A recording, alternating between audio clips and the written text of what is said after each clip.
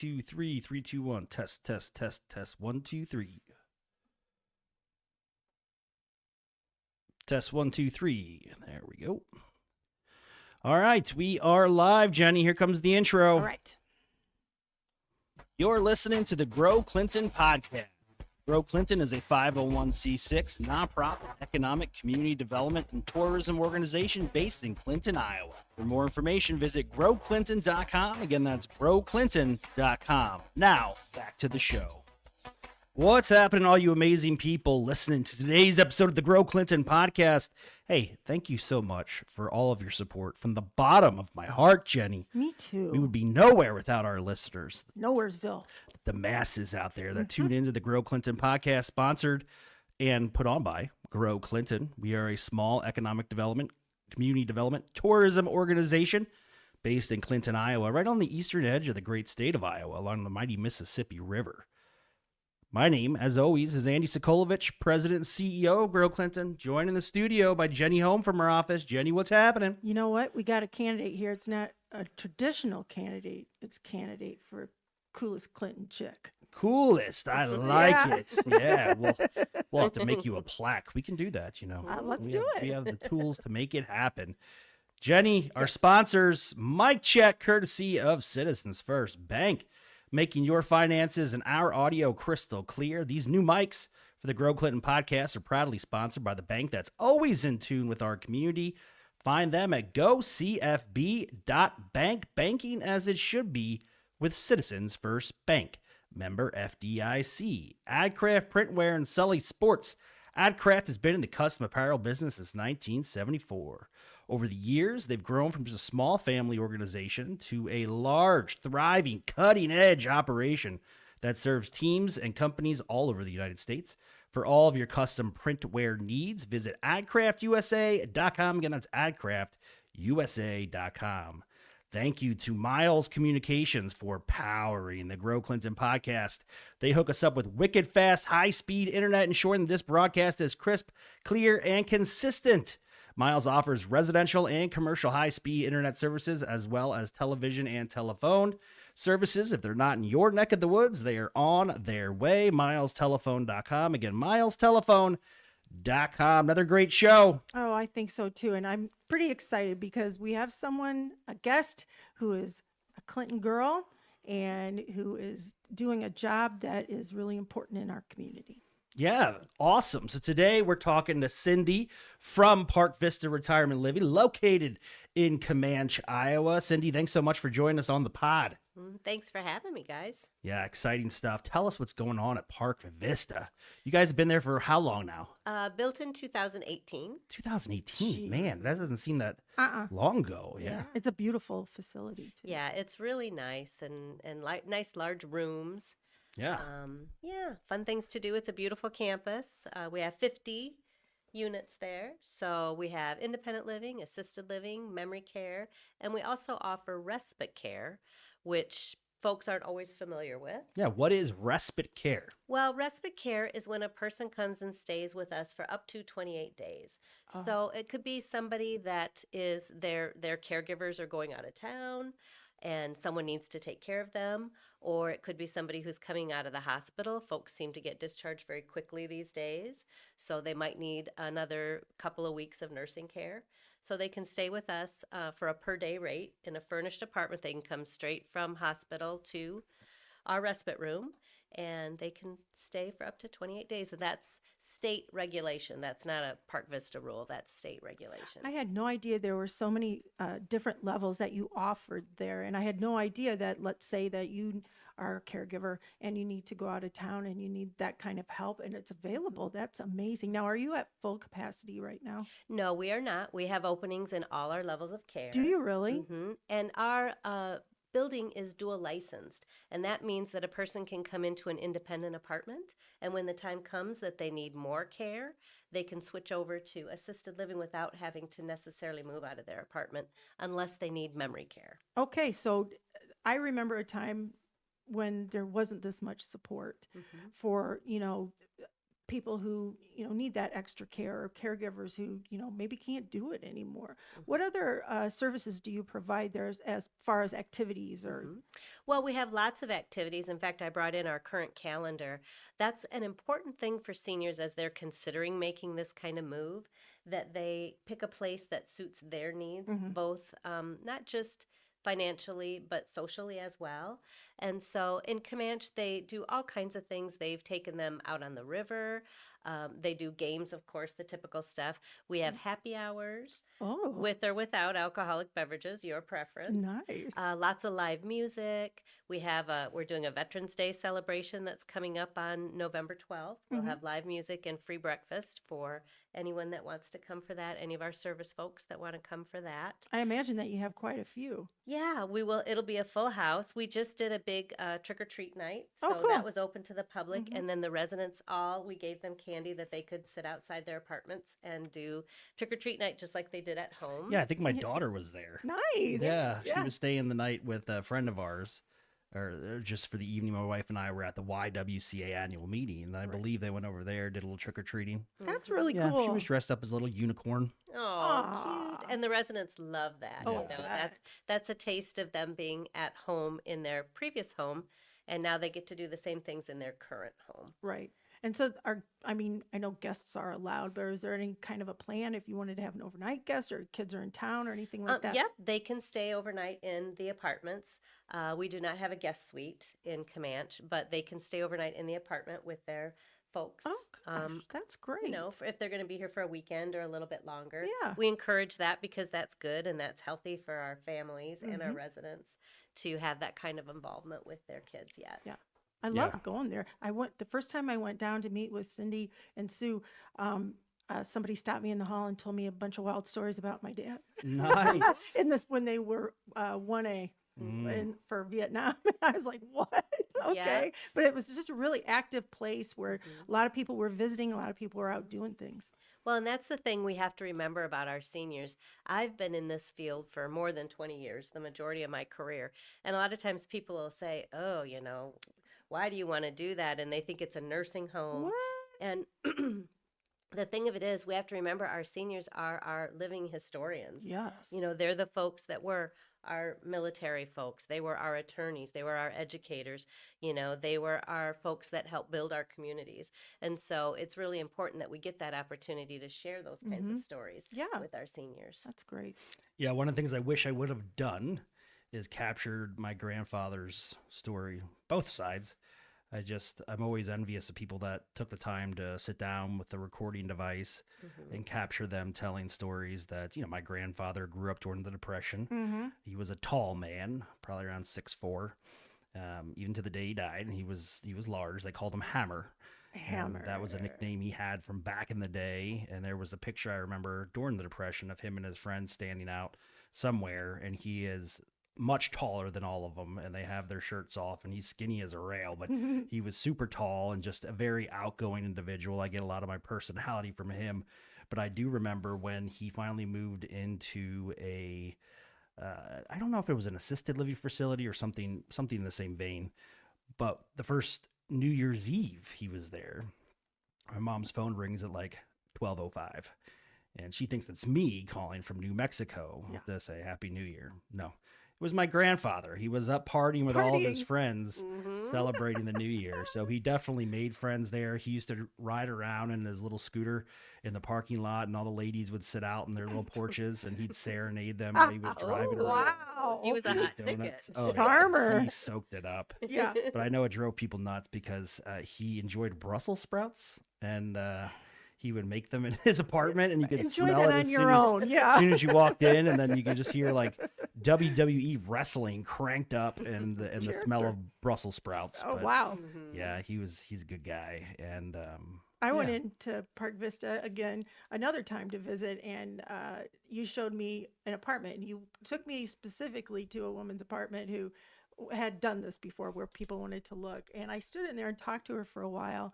And you're talking about historians and all that type of stuff, but I talked to her for a while, and she told me about her marriage, her business, and her life. And then right at the end, she said, I really have had a really good time. And I thought that was amazing. And I, like you're saying, it's not, people have a certain precept about what it's like, and it's not like that. You go in there and the people are really vibrant and really excited to talk to people, and I love it. Well, great. and when you talk about making Brussels sprouts, the apartments have full kitchens in them. Yeah. And, you want them to be able to still bake cookies. And, Yeah. if the grandkids are coming over, even though meals are provided, you still want them to be able to, fix something for themselves. That's part of keeping them, vital and involved in their daily cares every day. So it's an important thing. So they have their own kitchen, but they also have provided meals. Yeah. Wow. Yep. What's on the menu? Yep. Oh, they have everything you can imagine.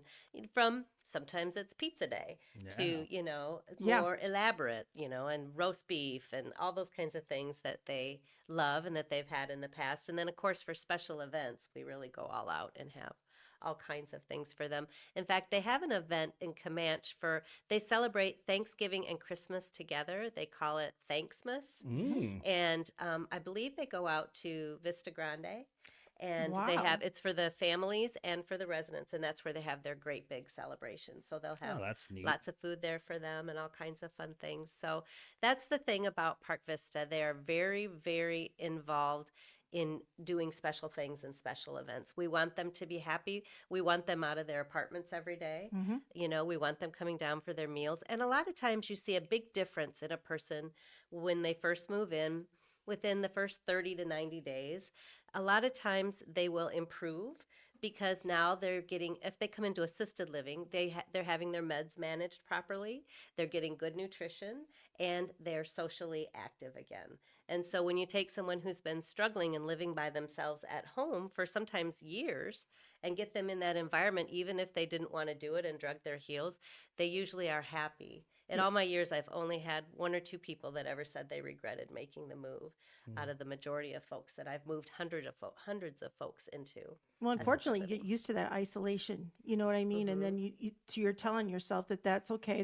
I want it this way. But then you get out and you start seeing people, and it's a whole different world. Yeah, Well, for and us, I'm sorry, go ahead. The nice thing too is that here in Comanche, they're probably going to know people Yeah. when they Yeah. it's a small community. So when they come in, they're going to be like, oh, and that's what they do. I always say it's fresh meat in the building, and so they're going to try to find that connection. Where'd you go to school? What did your folks do? Who are you married to? And so they try to find that common ground right away. Yeah, I know for us with my grandfather, it was more about security, Yes. because he was living alone and the home that he had kind of fell into a position within the community that wasn't that great as far as a crime goes. And it was just a matter of, every once in a while he had somebody knock on his door at 1 a.m. and it just wasn't good. So we wanted the security aspect of it, but he really enjoyed it and he had fun. So what is the process, Cyndi, for if I'm taking care of a loved one and it's time to start planning or having that conversation? They come into Park Vista, they meet with you, and then what? Well, basically, the first thing to decide is what level of care they might be appropriate for. Because remember, we have independent living, and that's exactly what it is. You're not getting nursing care. Nursing care is available should you need it, but you are independent in your apartment. So they would go on their tour and pick what apartment they wanted. They would put a small security hold on it, and then we would schedule nursing to visit with them and their family. We'd get their medical records, their current medical records, and then help them figure out what level of care they need to be at. So that's kind of, it can take a little bit of time, not a lot, but it can take a couple of days because we do have to gather all that information to make sure that they're where they're safest and that we can care for them properly. And how does the cost structure work? Well, the cost structure is based on, number one, the size of unit that you pick. Number two, the level of care that you need. And number three, if you go into, for us, you pay basic rent. And then if you go into assisted living or memory care, you pay a level of care. Okay. So that's, of course, when it's essential that nursing evaluation happens. And it happens multiple times. They're required to do it on a regular basis so that we make sure we're having them at the right level of care. And sometimes folks come in, especially if somebody that comes fresh from a surgery or an illness, and they might do better in 6 months and they might not need the level of care that they're at, so they can be back down. And that's a cost savings to them as well. What are the differences in the rooms? You said they're different sizes. Yep, there's one bedroom, there's one bedroom with a den, there's two bedroom. So we have, and especially in our memory care, what I'm seeing now is younger folks having memory issues. Yes. And earlier diagnosis. And a lot of times it's a couple, one needs the care, the other doesn't. And so they want to stay together. They Oh, want to sure. leave their home together and stay together. Now, some don't. I've But- seen that. I knew a couple where they got put in separate rooms somewhere, and they Yeah, said, that's fine. But we can accommodate that at Park Vista because we have very large memory cares. Most buildings only have studios, but we have larger two-bedroom units that will accommodate couples that want to come in together. And one can be on memory care and one can be on independent level of care. Yeah, just the management of the medication is a huge benefit. I need somebody to manage my meds Yeah. at 43. 'Cause Right. the VA is getting mad at me because I have meds that I need to refill monthly, Yes. and I have to call them in. I can't get refills Uh-huh. just because of the type of medication. And they always say to me, now just remember when you're like 2 weeks out, call in your refill. And I go, oh, yeah, no problem. I got you, doc. Yeah. No big deal. And then come a Sunday night, I'll be refilling my little pill organizer.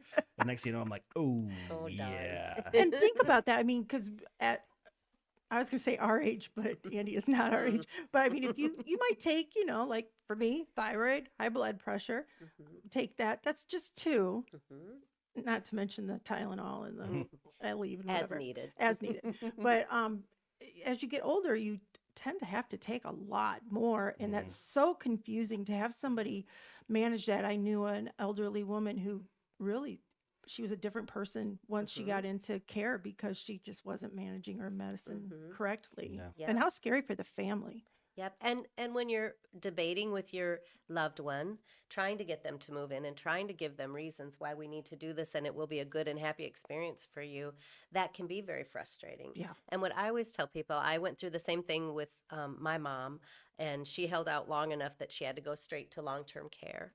And what I told her, and I tell a lot of people this, is I want to be your daughter again. Right. I'm tired of our switching our roles here.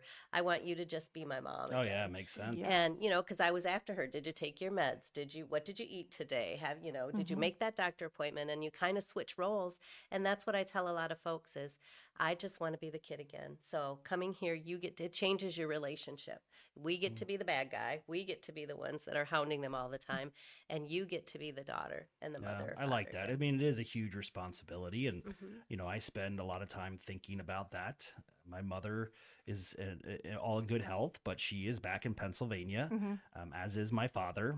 And I'm here in Iowa. My sister lives in the western part of Pennsylvania, up around Pittsburgh area. But, we always think, and my mom, to her credit, and my stepdad, they chose to sell their larger home. They built a new home and downsized and got rid of a lot of stuff. And I always think our friend Andy Green talks about this Yes. quite a bit. He is the director out at the Sawmill Museum, but he recently purchased his parents' house and then they moved into a different location, but they just had accumulated so much stuff over the years. Right.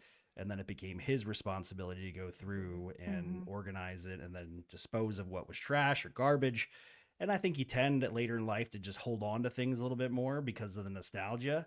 But somebody eventually is going to have to take care of all that stuff. Right. Yep. Like my dad has, collections, gun collections and taxidermy collections and just lots of stuff. And I Right. always think to myself, like, what is going to happen with all this stuff at some point?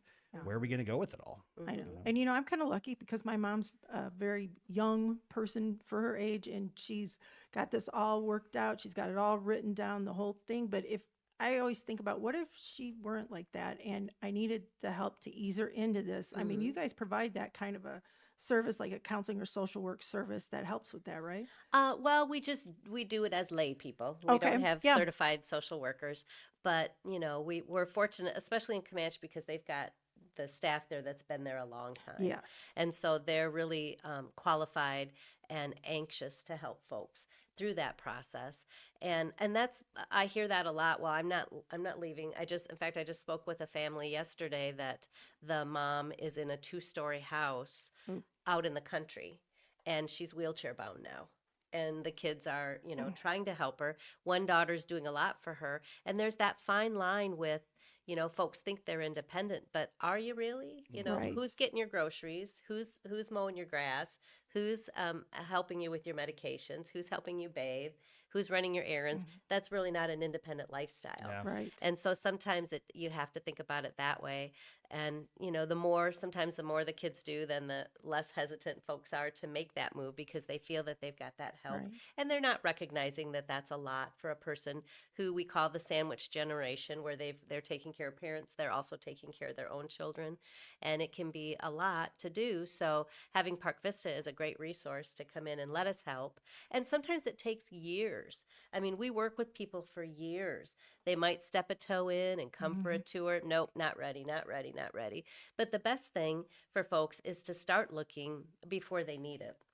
And that way it's not an emergency, and make known their thoughts and what they want done. Get those power of attorneys in place, get those wills in place, because a lot of folks don't have those. Right. And you Yeah. really need to have power of attorney in place to come to a facility like Park Vista so that we know what your thoughts are and who is responsible for your financial and health choices. I think it's important too to note that sometimes you might not listen to your own kids. Somebody from the outside who's very nice and kind and saying, are you really living independently? I mean, you need to hear that from someone else sometimes. Right. And that's what I do sometimes when I do the marketing piece.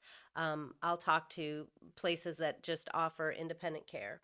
And I'll tell them, if you have someone that needs to move on, I'd be happy to come in and talk to them so that the manager of the apartment complex isn't the bad guy Yeah. anymore, and that the kids aren't taking all that heat. I would be happy to come in and talk to them just to give them, the lay of the land and what could happen and what to expect. Right. Yeah. Not to mention the strain on the relationships between siblings too. Ooh, I yeah. mean, I've witnessed that. It tends to get pretty chaotic when you have one sibling who is helping out more than maybe some of the others, whether it's due to proximity or scheduling or, work demands. But then, they have another one who is just kind of wearing down because they're always the caregiver. And then I've seen that back and forth, and it rips families apart sometimes. It does. It So- sure does. And that's unfortunate because this is a time when they should be celebrating Right. the time that they have together.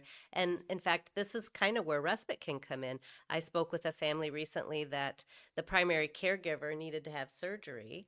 The other daughter lived in Colorado, and mom was in rehab for, I think, a broken hip.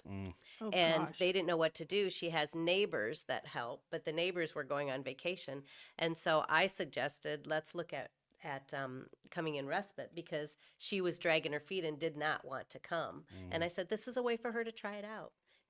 2 weeks, 28 days, and she's back home. Yeah, like a If test that's- drive. Yeah. And I said, and if I were you, I would call all her friends and have them come and visit while she was here. And I sent them our calendar, and I said, that might be a good fit for you. That way nobody has to worry about her. She's getting the medical care that she needs, and she can step a toe into senior living and see what she thinks. That way she's still in charge. She's still making the Right. decisions. I think it's interesting to note too that there was a generation, especially the generation older than mine, had a certain impression of going to a nursing home that wasn't nice. It's so much different than it is now. I had an aunt who always said, it was my great aunt, I'm never going into one of those. And she didn't have children. So my mom and my aunt were responsible for her, and they would say, we'll do the best that we can for as long as we can and as long as it's safe. And just like Andy said, knowing that security and that safety of your relative. And it's not like it used to be. It's not. There's so many things going on.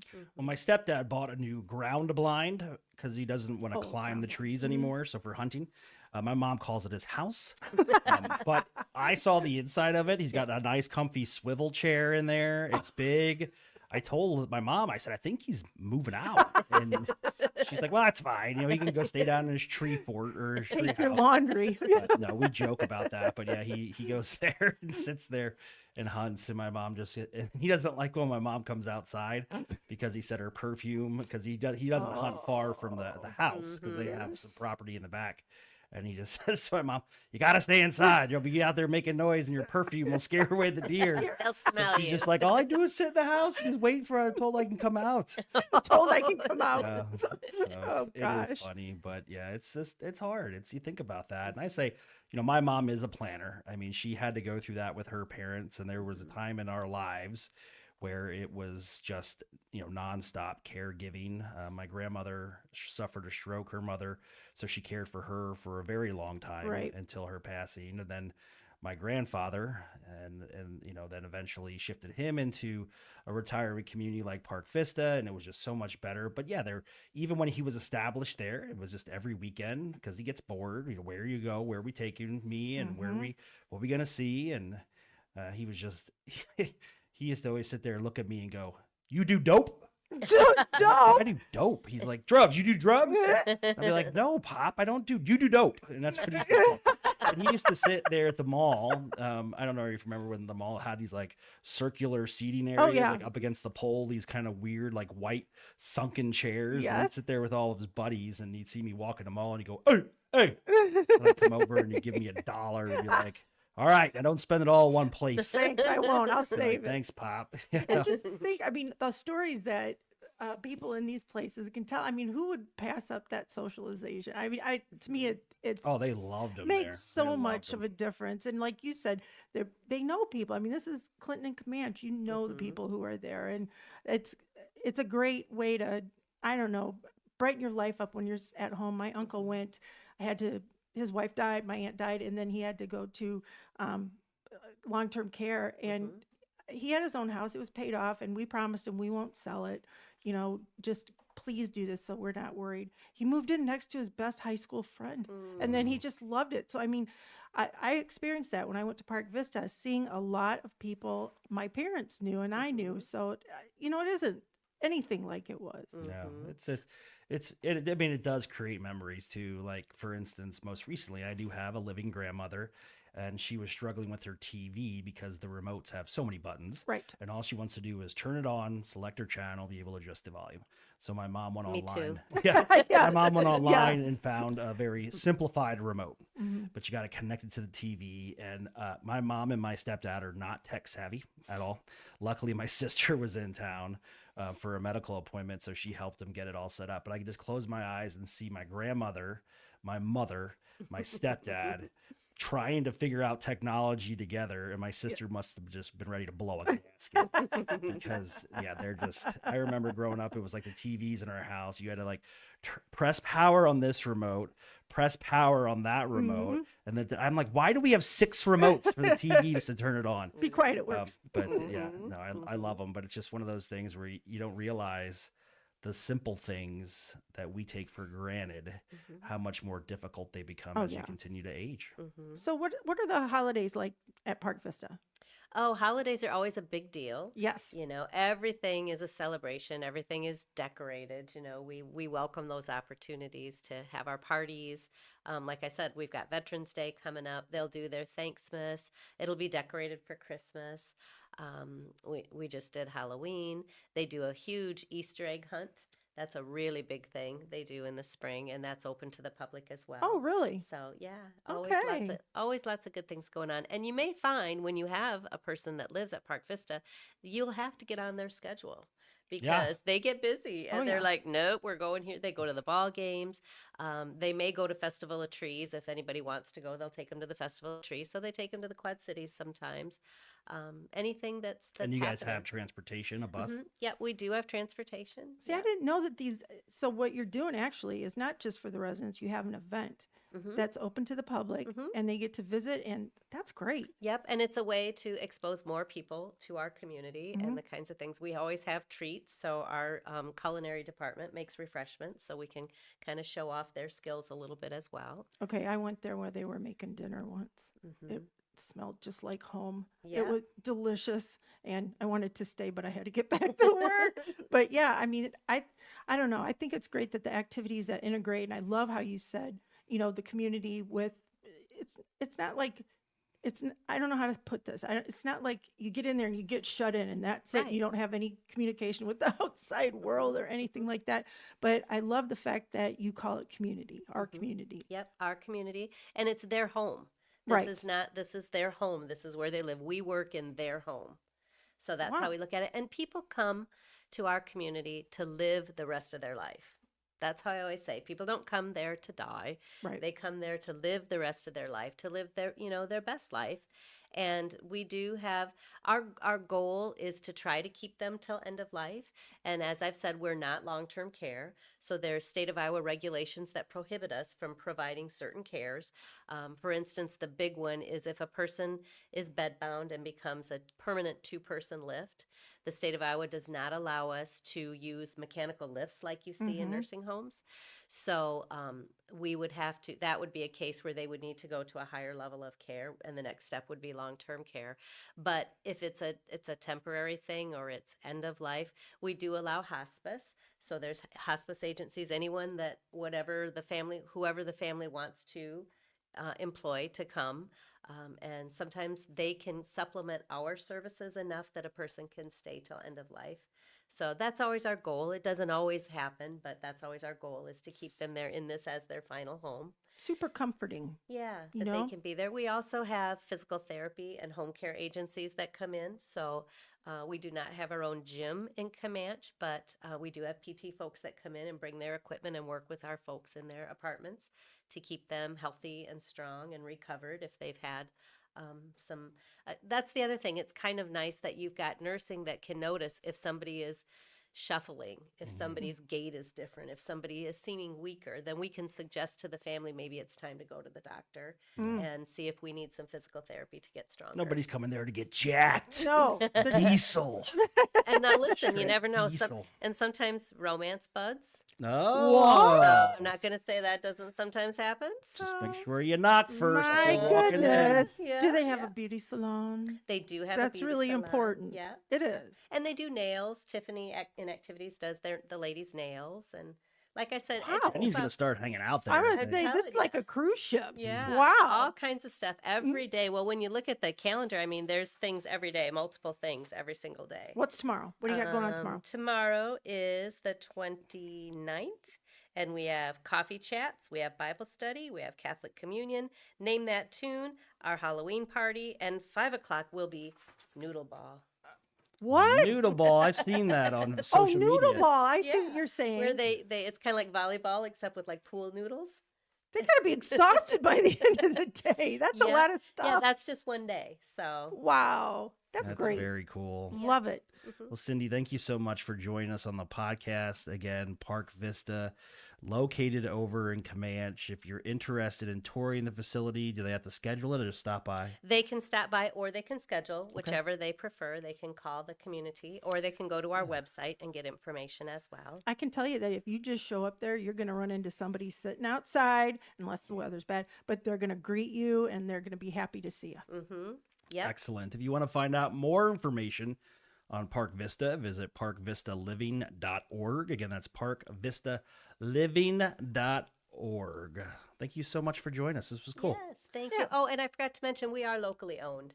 Yes. Just so That's you right. know that. Our Yep. ownership. I know the ownership. Yeah. Yep, she has 8 properties, 6 in Wisconsin, and then ours, and then 1 in Illinois as well. And we're also managing the Regency now. Oh, That's okay. I That's did kind not of know that. We don't own that one, but we're managing that. So yes, local ownership here in Clinton, Iowa. Yep, very familiar. Been Yep. around them for quite a while and proud of what they've been able to accomplish. And we're so glad they're Grow Clinton members because it's great to have this to promote. Mm-hmm. You know, it's great to be able to, our community is, you know, we have a large demographic of people who are going to need these services, and it's wonderful that we promote this. That, Thank you. you know, great. Well, we appreciate you guys. Yep, keep up the great work. Do not hesitate to reach out. There's anything else we can do. Will do. Jenny, Yes. tomorrow's a big podcast. Yes, I know. Director of Iowa Economic Development Authority and the Iowa Finance Authority. You may not know her, but she's involved in everything. You Her will name after is tomorrow. Debbie Durham, and she was appointed by Governor Kim Reynolds a long time ago to serve as the director of those two organizations. And we're going to have her on our podcast, 9:30. The show starts, but she is calling it quits come January 27th, I believe is her last day. A well-deserved Yes. retirement. She's worked with me for the better part of a decade in my career in economic development and community development. She's been very, very helpful and just really has served as a mentor. So I'm excited to be able to talk to her and learn not only about what she plans for the next couple of months until she leaves, but also to thank her on behalf of the entire Grow Clinton staff for all she's been able to accomplish. She has a life that Yeah. was impactful. Yeah, and Very. it's those are going to be. I mean, Debbie's not tall and small shoes, but those are going to be big shoes Oh, to fill when yes. she walks away, because she is a presence, and she's very involved in everything, and she's got an amazing personality, and she's extremely approachable. So Yeah, she's not done. she's not, she'll do something. Yeah. No doubt about it, but we're going to find out tomorrow, Jenny. All right. All right. Ready. My name, Andy Sokolovich. As always, thank you for tuning in to the Grow Clinton podcast. More episodes coming up. And I want to say thank you to all of our investors. Grow Clinton is a nonprofit organization, meaning that we do not generate any revenue outside of our member investments. So thank you to our nearly 500 plus members that allow us to continue to do the amazing work that we do here in the greater Clinton region. So, all right, everybody, until we speak again, have fun, enjoy the fall-like weather, and stay classy, folks. See ya. Thank you for listening to the Grow Clinton podcast. Be sure to subscribe. Follow us on all your socials. Until next time, see ya.